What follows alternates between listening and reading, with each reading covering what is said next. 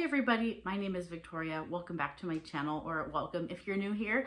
I make bookish videos, and so if that is something that you enjoy, I would encourage you to stick around and subscribe. Today I'm doing the Oh, the Places You'll Go book tag, which I was tagged in about 7 months ago by the channel Book Buds, and that is Joe and Mary. They're really fun to watch.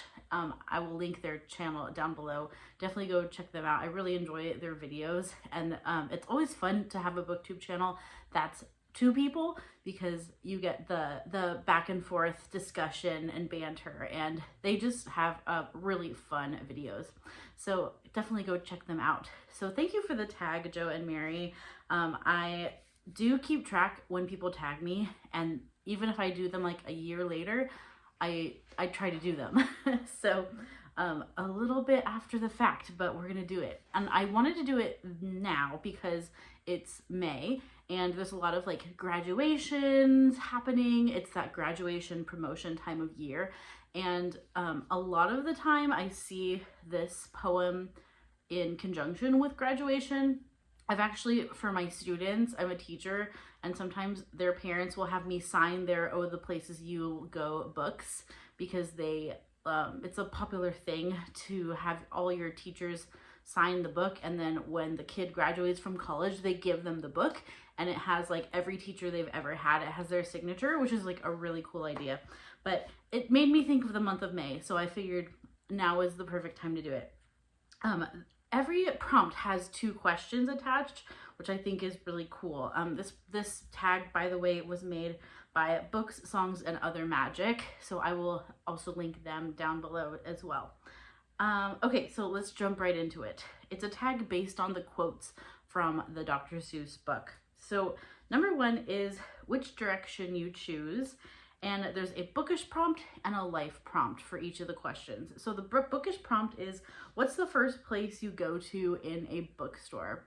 And I'm going to be honest with you, I haven't been in a physical bookstore in quite some time. I have 2 little ones now, and getting into a bookstore is kind of a chaotic experience. I have taken my 3-year-old, but I took him when he was like 2, and occasionally I would take him to the bookstore. But it's just really hard to manage a 2-year-old in a bookstore because they pull everything off the shelves. Even in the kids area of like Barnes and Noble, where that's, you know, acceptable, like you should bring kids in there. But with like little ones, it is just, you're just anxious that they're going to damage something. So he's, you know, pulling things off the shelves, and I'm trying to make sure he doesn't rip things that we will have to pay for. So actually, I haven't been in a Barnes and Noble in a long time. Probably since I took him, and we only went to the kids section. So it depends. My answer depends on if I have my kids with me. We're probably just going to the kids section and then we're leaving. If I'm by myself and I had the time to just browse, what I end up doing is usually checking out like clearance first, especially if it's like a Barnes and Noble place, because I have an aversion to paying full price for books and really anything. I tend to be much more of a thrifter, a thrift bookstore person, which I have one of those as well in town. Those are the 2 bookstores that I have, and that's pretty much it. I have a lovely thrifting book area and some Goodwills and things like that, and then I have a Barnes and Noble. I don't have any independent bookstores really in my area, which is a crying shame. I wish I did. I have to drive quite a bit to find an independent bookstore. Like I'd have to go closer to Los Angeles. And yeah, I just wish there were some in my area, but there's really not. It's either thrift or Barnes & Noble. So if I'm going to Barnes & Noble, I'm going to check out like the tables that have like buy 2 get 1 free or things like that. I'm going to check out if there's any deals, or the clearance area. I really also love looking at the journals at Barnes & Noble and the stationery. They have lots of cute stuff, and bookmarks and things like that. If I'm looking somewhere else, I mean, I kind of just meander all around, but I'll definitely check out like classics and fantasy area. I'll probably check out the like theological area as well, the theology row and like biblical Christian stuff. Yeah, and I'll probably just wander around on the kids section. My thrifting bookstore, I love it because it's kind of like you have to go through the whole store, so you have to hit every area in order to just like walk through the store, because it's just like wall to wall books and it's not like an open layout. You kind of have to go down each aisle, so I like that because I have to see all the genres. But the ones that I will definitely stop at every time is I will always look at the sheet music in a used bookstore, because they often have some good sheet music. And then I will stop at the classics section and look for some cool editions of classics. I will check out the fantasy area, and it tends to be in a thrift store, like older fantasy, which is always fun to look at. Sometimes I stop in like biography, nonfiction, and history. Sometimes cookbooks. If I'm in a thrift bookstore, I'll look at the cookbooks as well. And of course the children's area. So yeah, those are the places that I would probably hit the hardest if I had like limited time in a bookstore. That was a really long answer for that. My goodness. It just actually answering that question made me want to go shopping. So now I really want to go shopping. Okay, and then the life prompt that is attached to which direction you choose is, what's the biggest life decision that has impacted your life?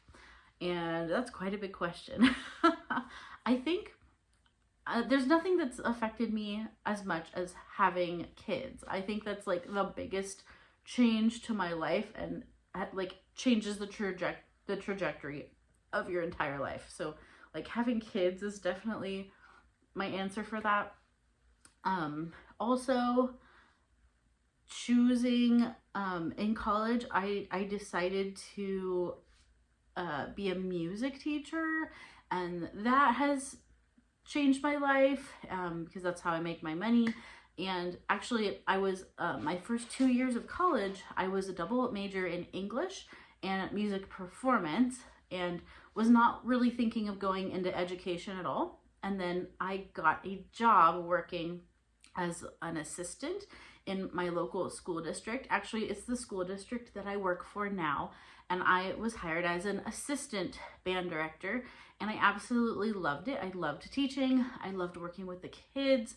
I loved elementary kids, and that's what I do now. I work with elementary kids and I teach music, not as an assistant, but as the teacher.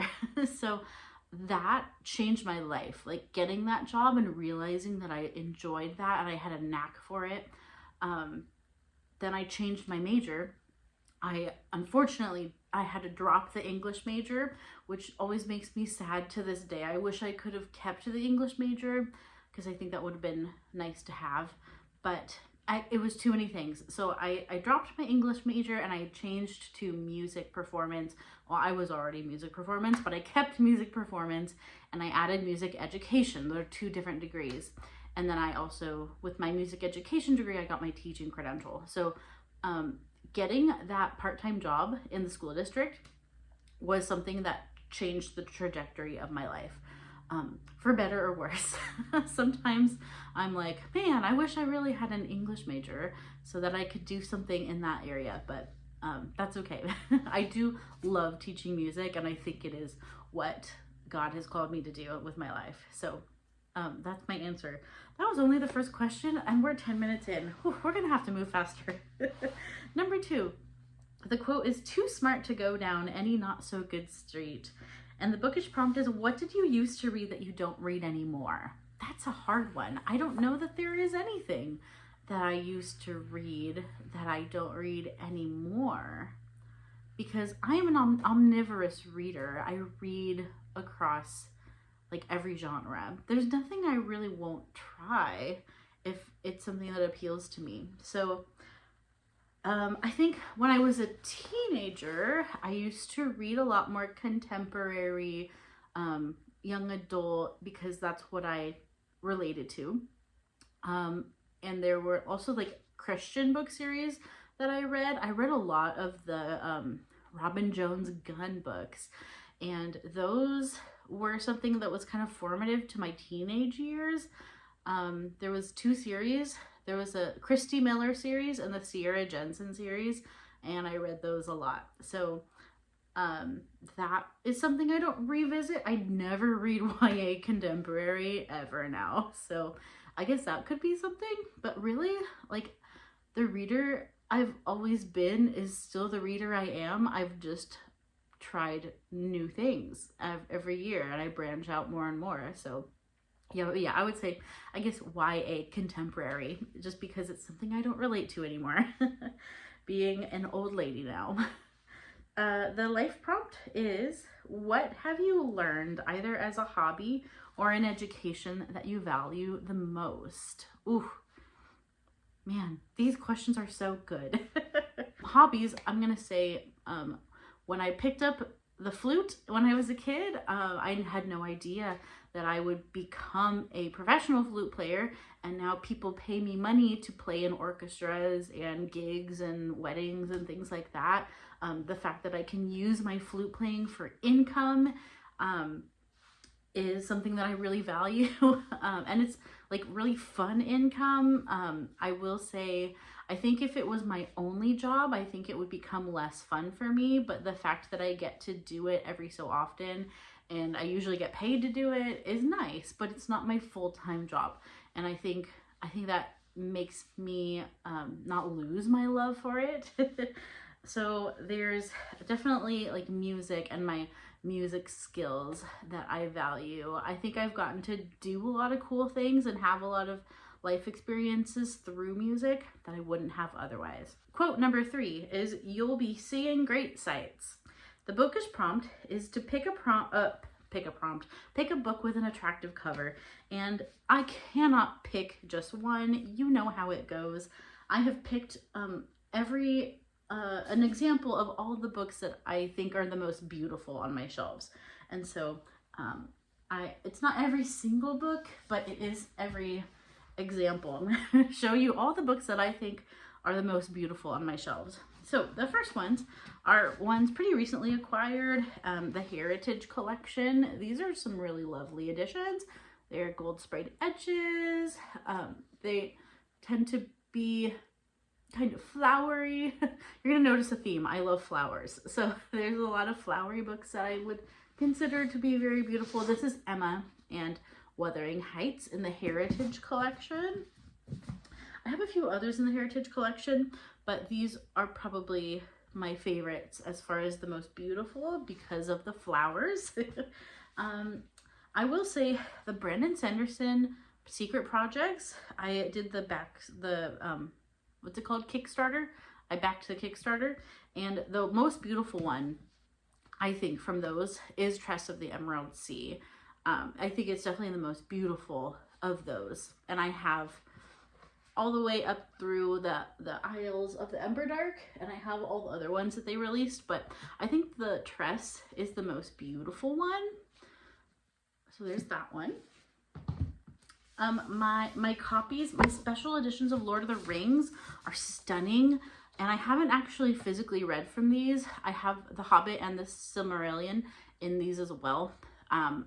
I feel like I don't want to mess them up, so I don't even know if I will physically read from these, but I think I will eventually. But they're just stunning, especially the sprayed edges. I just think are amazing. So it also has illustrated, it's illustrated as well, is what I'm trying to say, with Tolkien's illustrations. So yeah, very beautiful books. I won't hold up The Hobbit and The Silmarillion, but they are behind me. They sit behind me right here. All right, the other ones that are pretty recently acquired are my Eragon books, The Inheritance Cycle from the Broken Binding. I went out of my way to get these. They're one of the only Broken Binding sets that I have. I don't have very much from Broken Binding, but I would, if I had just all the money in the world, I would buy everything from Broken Binding, and they do stunning work. But these are by far one of the most beautiful sets that I have. And I have the other ones sitting right here. They're just up high so you can't see them very well, but they are there. They're so beautiful, stunning. And then the inside as well. The end pages have unique artwork as well. Those are some of the most beautiful books I have. Okay, trying to go quickly so this video isn't so long. I also really love when I'm collecting classics, I love these editions. What are these called? Chiltern. The Chiltern editions. Again, do you see a theme? Look at all the flowers. Do we love flowers? Yes, we do. What I have here, I have the Phantom of the Opera. I have Anne of Green Gables with the cute daisies all over it. And I have Cranford, which Cranford's probably my favorite cover with those flowers. Just so beautiful.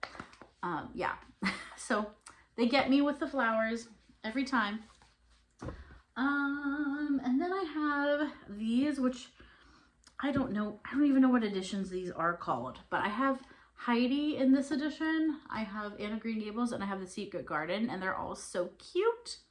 They're so cute. What are these publications? I have to find out so I can tell you. Oh, they're Barnes & Noble editions? Okay, so apparently they're Barnes & Noble editions from 2017. I had forgotten that. They're really cute. I really like them. Okay, almost there, guys. Almost there. I really enjoy the Puffin Classics, Puffin and Bloom covers. I only have Little Women. I don't have anything else.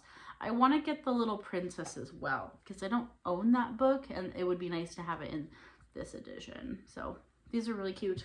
I like the cloth bound, the Penguin cloth bound classics. I like them, but they're kind of hard to read out of. They don't open very well, but they look gorgeous on your shelves. So I'm on the fence if I'm going to collect more of these. This is Jane Eyre. I'm on the fence if I'm going to get more of these or not, but they are lovely. They're lovely. So I thought I'd show those. And then I wanted to show this one, even though this is a book that I only think was okay. I gave it like 3 stars, but I can never get rid of it because look at the cover.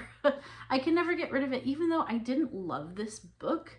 Actually, I should revisit it. I should try it again sometime. But I remember it being okay. But it does have one of the most beautiful covers I've ever seen on a fantasy book. It's just beautiful. I have a sequel to it as well, which I haven't read, but that one's possibly even more beautiful than this one. So those are all of the most beautiful books that I own. The life prompt attached to that is, what's the most beautiful place you visited? And I've been fortunate in my life to have traveled a few awesome places. I think going to Paris, France, that even though it's a big city, it's like, you know, city life, but it is a beautiful place and there's a lot of beautiful things to see. As far as like more nature, I think Hawaii is one of the most beautiful places I've ever been to.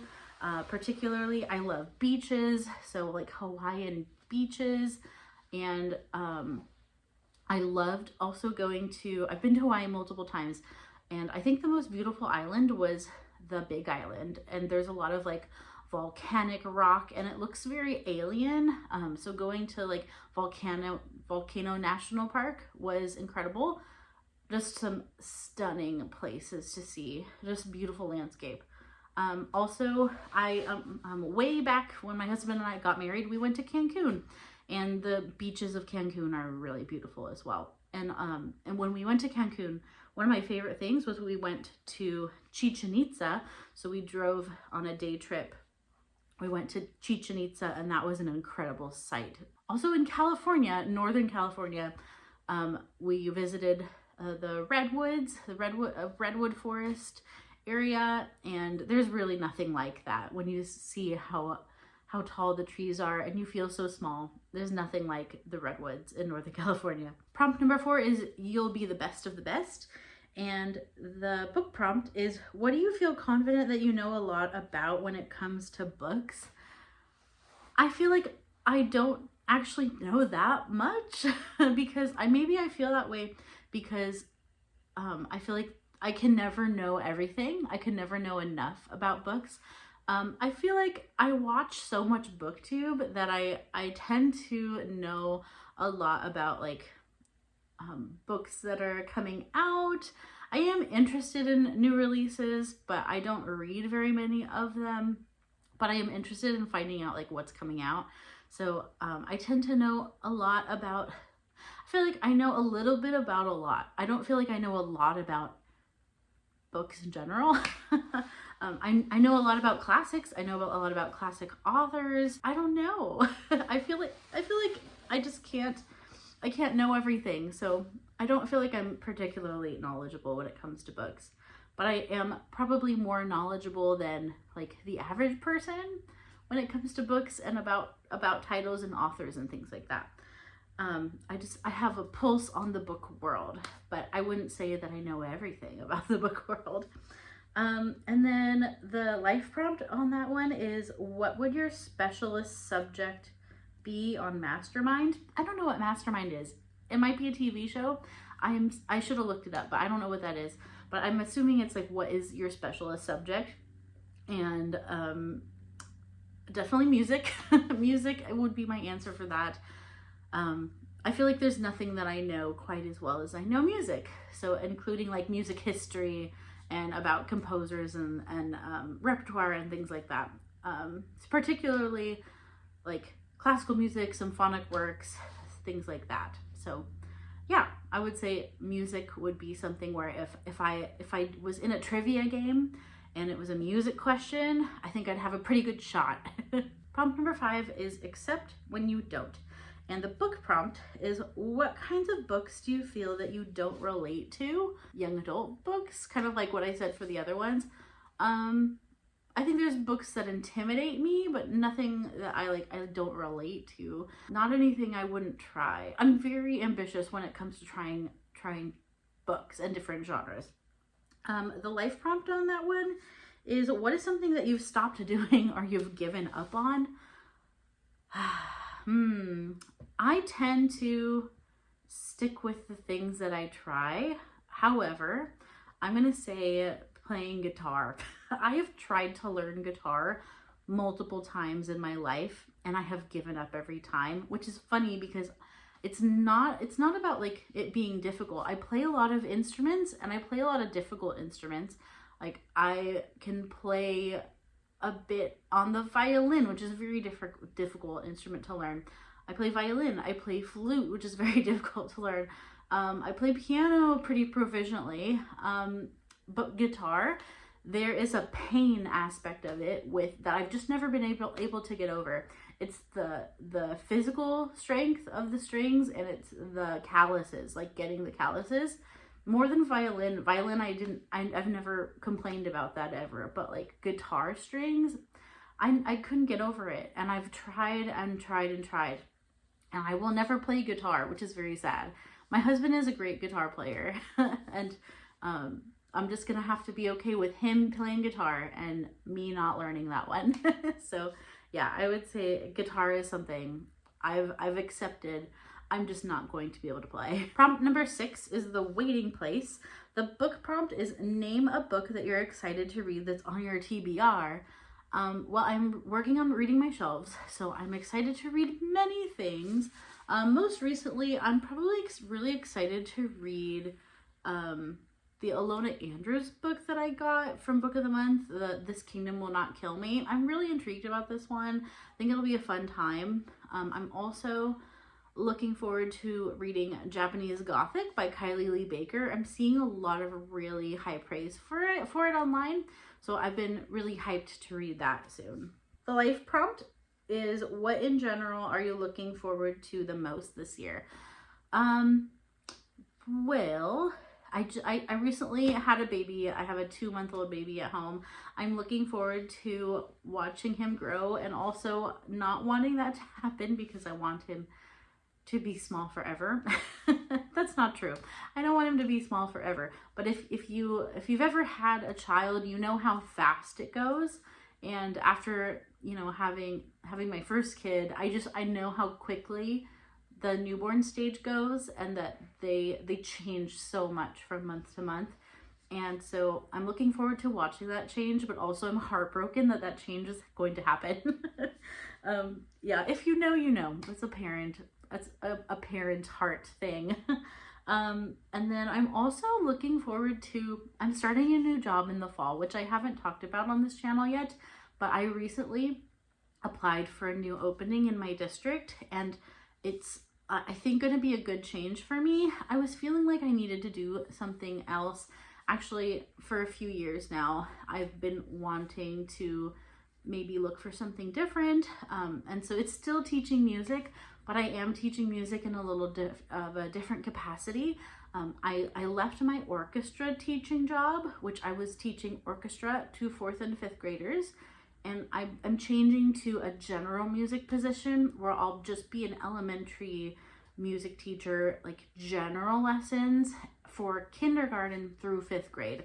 So I'm going to be working with more grades, but there's some things that are, I think, going to be a little nicer for me. And not that I didn't love teaching orchestra, I do, but there's just some things that I was ready to change about that.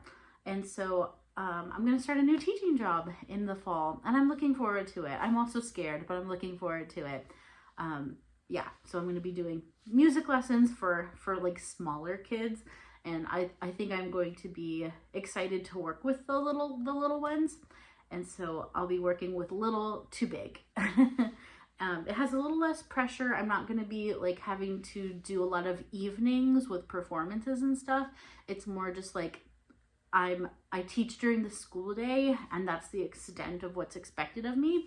And I was ready to make that change because now I have little kids and I want to be home more in the evenings. With my other job, I was working a lot after school. I had after school practices. I had tons of concerts to prepare, and I don't have that element anymore with this new job.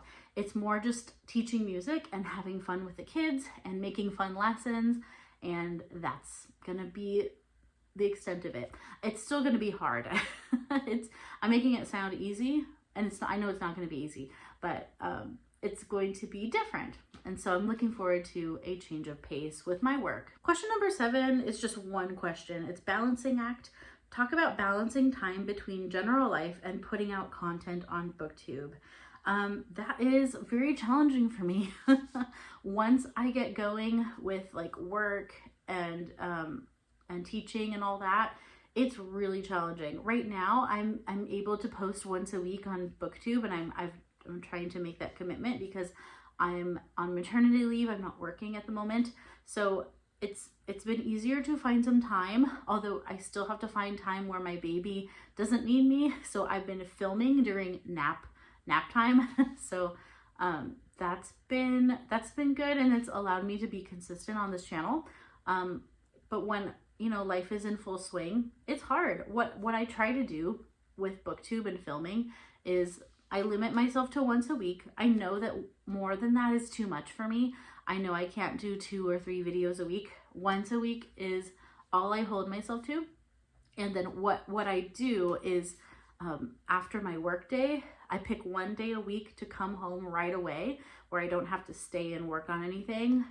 Like I don't have to stay late and work on lesson plans or anything. So I'll pick one day a week. I rush home. I have the video prepped. I have everything prepped ahead of time. And so like if it's a prompt kind of thing like this with tags, I will have prepared that already earlier in the week. And so I just come home right away after work. I sit down, I film the video, and then I go pick up my kids from childcare. So that's how I've made it work during the school year. There's just been times when that just doesn't work, and you just don't have a day when you can do that. And that's fine. That's gonna happen. But I think for me in BookTube, it's something that I really enjoy doing. It's something I want to keep in my life. And so even if I have to be a little inconsistent, it's worth it to me to keep trying. And even if I have to not show up for a while and then come back, that's okay. Yeah, so I try to post once a week, and that's kind of my schedule. And I don't know if that'll ever change. Probably not for a while, but you can guarantee that I attempt to film one video a week. And question number 8 is to tag people. I'm going to tag Candlewick Library. I'm going to tag Beautiful Minutia. And I'm going to tag Dia from Novel Idea. I'm going to tag those 3 people. So if you would like to do this tag, you are of course tagged as well if this seems like a fun tag to do. And I hope you have a wonderful rest of your day. If you don't have a channel, I would love to hear what your answers would be for these. And thank you for watching, and until next time, bye-bye.